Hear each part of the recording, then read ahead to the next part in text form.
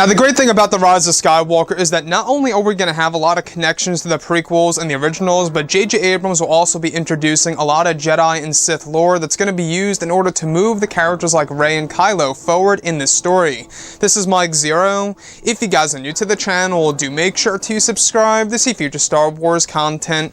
Now, I don't know about you guys, but in my opinion, introducing Jedi and Sith lore in greater depth is a bit too movies too late in the sequel trilogy. This is something that I think should have been really toyed with in The Last Jedi in depth by director Rian Johnson, but thankfully, J.J. Abrams is going to be going into all of this in Episode 9. In fact, a lot of artifacts will be used by the characters of Kylo and Rey in the second act of Episode 9.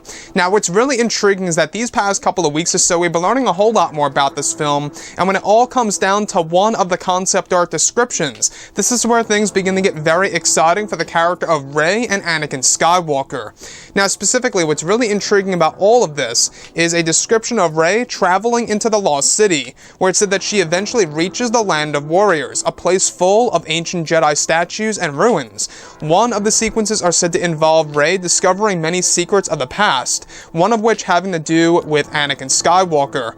The next goes over Rey reaching the statue of Ahsoka Tano, where many of her belongings are locked away inside, to which Rey eventually opens. One of the objects that Ahsoka stored away was said to be given to her by her master Anakin Skywalker.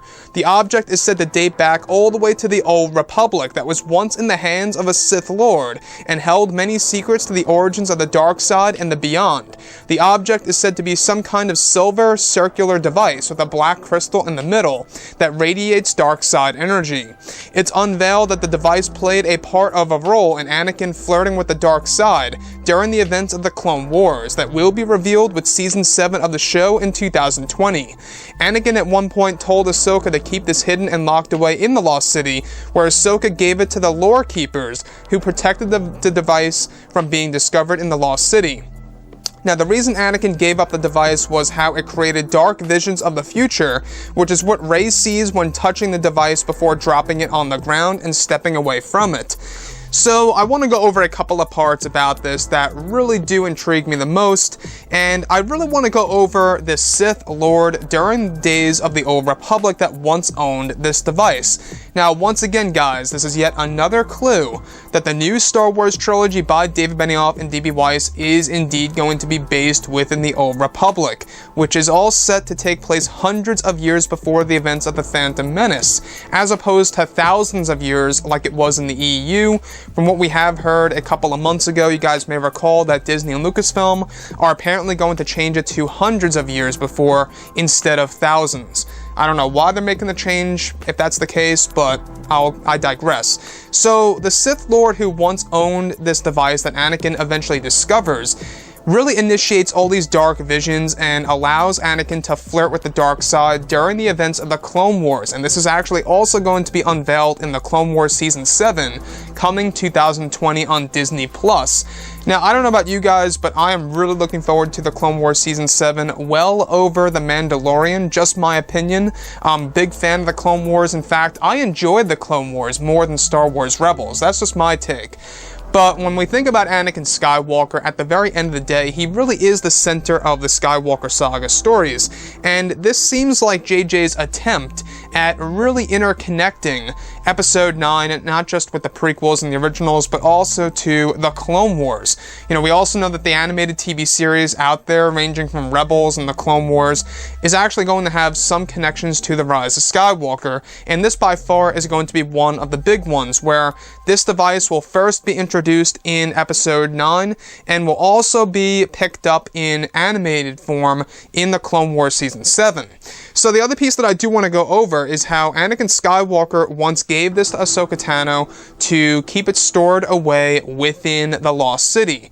Now, the Lost City, like I have always said, is going to play a role in the second act of this film. It's a place full of Jedi runes and statues and stuff like that, very much like with what we saw in the EU/Legends. We saw great examples of this in a different light, and now they're doing that in Episode 9.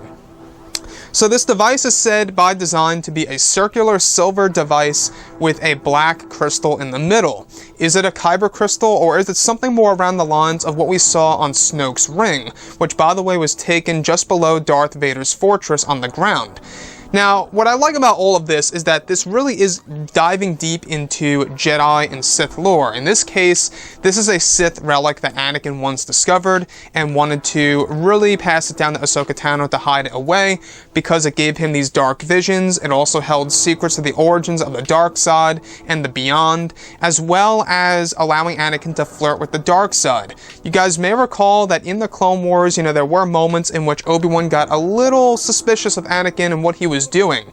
So what I like about this, guys, like I say, J.J. Abrams, he's really trying to interconnect everything. So let me know what you guys have to say about all this below in the comments. And if you guys did enjoy the content for today, do make sure to drop a thumbs up on this video to support the channel. I thank you all so very much for the kind support, and I'll catch you guys next time.